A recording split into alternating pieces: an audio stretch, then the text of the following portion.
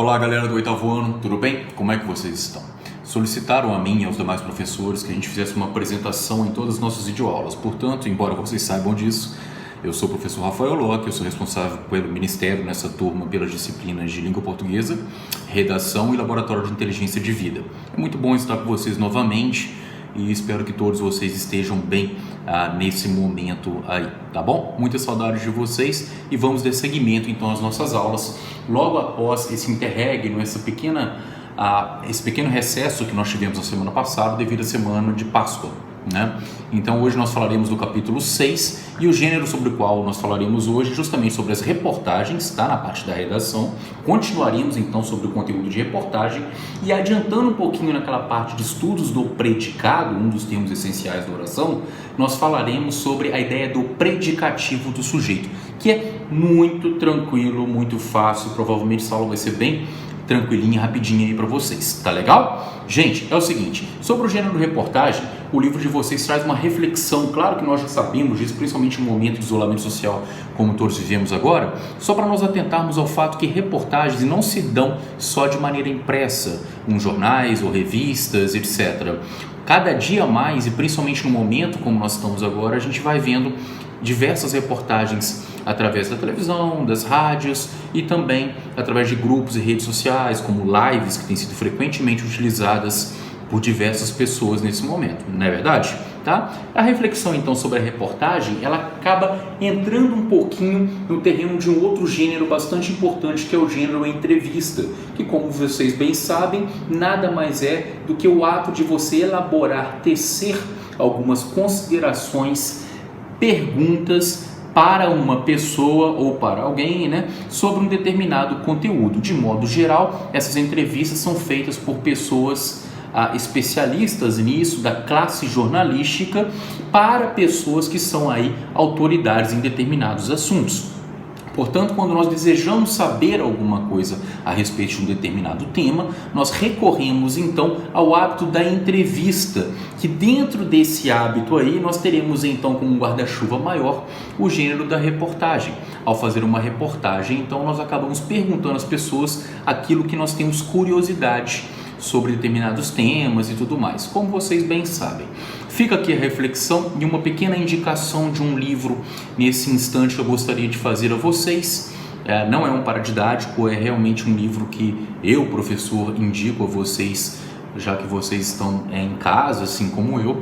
Um livro que eu li quando eu tinha a idade de vocês, é um livro muito importante, eu acho que eu já até falei quando a aluna Sofia estava conosco, né, em salas. O livro se chama O Mundo de Sofia, tá legal? É um mundo que persegue e acompanha a narrativa de uma protagonista por diferentes eras da nossa história, conhecendo diferentes pensadores, diferentes filósofos, de uma maneira bastante lúdica e bem adaptada à faixa etária de vocês. Então eu espero para quem quiser aí que possa ler esse livro, que é bem interessante. Nesse livro fica um tema, e por isso que eu venho falar aqui a respeito da entrevista, que é a ideia de que aquilo que nós temos mais importante na nossa vida é a ideia da motivação pela curiosidade, ter interesse pelas coisas, ter interesse sobre os temas, tá? A gente fala, mas isso é meio chato, pera.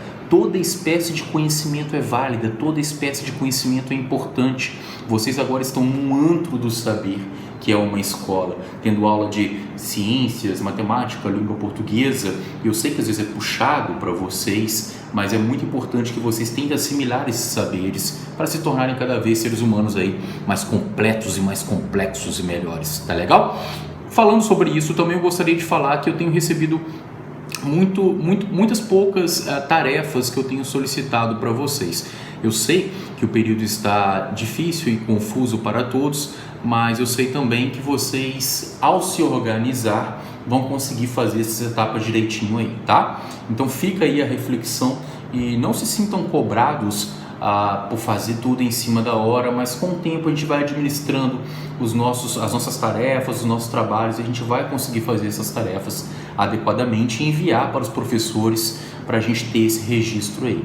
Não deixem de lembrar, principalmente pela colocação da dona Késia, que foi bem pertinente, Késia, e também da Júlia, da Magalhães, né? E com certeza de outros mais aí, da dificuldade enfrentada nesse momento. Então, não deixem de assistir as nossas aulas do LIVE, né? A nossa próxima aula eu falarei um pouco sobre a orientação de estudos, né? Basicamente a gente vai falar disso, ter um cantinho na sua casa, como que vocês estão lidando com isso, né? Tem muita gente que tem o hábito, vou estudar na cama, tal. Por que isso pode ser prejudicial para nós muitas vezes, tá legal? Então vai ser mais uma mensagem, um bate-papo para que vocês possam cada vez mais e melhor se organizarem aí nas atividades de vocês. Eu sei que tá difícil para todo mundo, eu tenho dormido em alta madrugada porque a cabeça da gente fica fritando pelo acúmulo de energia, mas a gente vai conseguir, tá legal? Beleza? Bem, uma coisa importante também que o livro provoca a vocês, e é uma pergunta que eu faço também, vocês por acaso já foram entrevistados alguma vez na vida? Né? Ou pelo menos conhecem alguém que tenha sido entrevistado?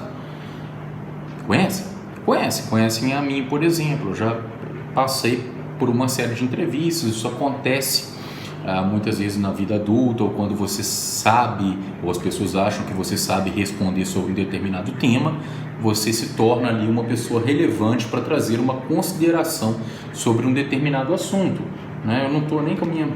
senão eu mostrarei para vocês um dos temas da entrevista. Então, dando continuidade, o livro também pergunta a vocês uma coisa interessante, que seria essa questão se vocês conhecem alguém que já teve alguma entrevista. Logo em seguida, o livro não apresenta para nós, dessa vez, um texto para que nós lêssemos. E até interessante, olha só as vantagens de alguns dos momentos. Porque é interessante que nesse instante a gente... Desculpem. É interessante que nesse instante a gente... Dá oi lá, pode estar voando. Não me atrapalha mais, não. Desculpem. Que nesse instante a gente pode estar tendo videoaulas nesse sentido, porque algumas atividades não seriam impossibilitadas dentro de sala de aula, como a que o livro propõe como uma tarefa introdutória a esse capítulo, que seria justamente a gente assistir a um vídeo muito legal sobre estudantes aí na faixa etária de vocês que se propuseram a serem repórteres por um dia. Na Bienal dos Livros, para quem não conhece o que é Bienal, veja o vídeo, tá legal? A Bienal dos Livros é um evento muito importante que acontece aqui no Brasil, tá? E esses jovens então tiveram a chance de se tornarem entrevistadores por um dia e tiveram a oportunidade de falar com um cara muito interessante que é o Ziraldo, né? Que certamente vocês conhecem. Então, no livro de vocês, lá na página 393, está o link. Eu vi a entrevista e é bem legal mesmo, tá? Mostrando como é que é o processo de criação. Os alunos foram colocados numa redação para fazer essa entrevista com o Ziraldo. Então, na página 393 está lá o link. Não deixem de assistir para que vocês possam fazer os exercícios em seguida. Tá legal? Beleza? Então, gente, é o seguinte, agora passando mais especificamente para a parte da língua portuguesa, vocês devem se recordar comigo que nós falávamos sobre as características de um dos termos essenciais da oração, que é o predicado. Nós falamos sobre o predicado verbal, sobre o predicado nominal e sobre o predicado verbo nominal. Rapidamente definindo quais seriam esses predicados, nós sabemos então que uma oração, ou seja, aquela frase que contém uma ou mais verbos, ou uma locução verbal, possui então um sujeito e um predicado. Tá claro? Beleza? Analisando então especificamente os predicados, nós temos esses três tipos de predicados: verbal, nominal e verbo nominal. O predicado verbal é aquele que tem a sua ação nuclear, ou seja, aquilo que a informação mais relevante do predicado está centrada no próprio verbo de ação, tá? Esse é um predicado verbal. O predicado nominal, por sua vez, é aquele que a informação mais relevante, ou seja, o núcleo do predicado, está centrado em uma característica do sujeito que está no predicado. Portanto, ele está ligado, essa característica está ligada a esse sujeito por um verbo de ligação. Ser, permanecer, estar, ficar. Mas precisa de decorar isso? Não. Por exemplo, vamos ver um exemplo? Suas fotos ficaram maravilhosas. Tá? Suas fotos ficaram maravilhosas. Qual é o sujeito dessa oração? Suas fotos. Ficaram maravilhosas é o predicado, lembrando que o predicado é constituído pelo verbo e mais o complemento. Maravilhosas aí não é uma característica de suas fotos, ou seja, do sujeito?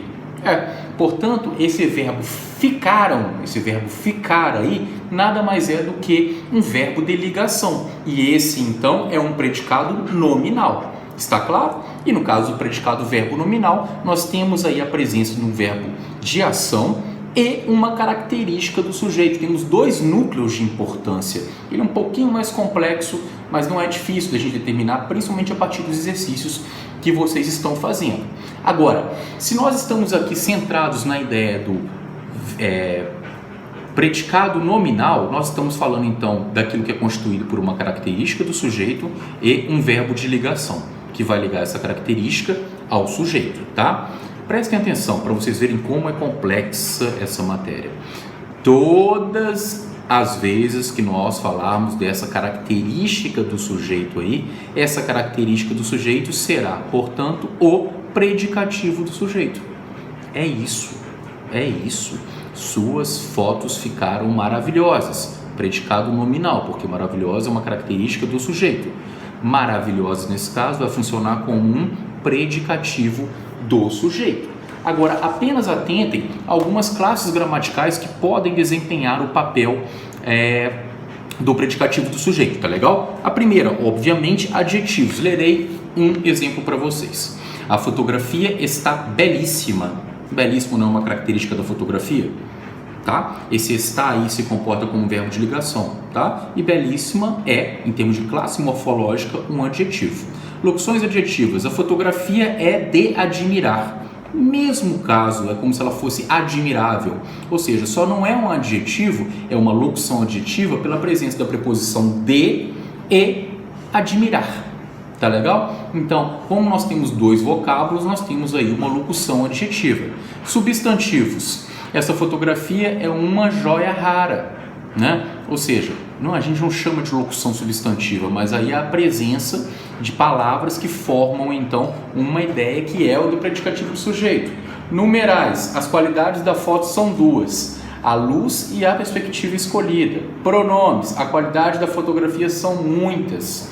Tá legal? Então, todas essas ideias aí são classes gramaticais que podem funcionar como o predicativo do sujeito. Mas não se esqueçam, o que é o predicativo do sujeito? O predicativo do sujeito é aquele elemento que é o núcleo do predicado nominal. É aquele que vai estar dando característica, então, para o sujeito. E sempre vinculado ali, sempre ligando o sujeito com o predicado através de um verbo de ligação.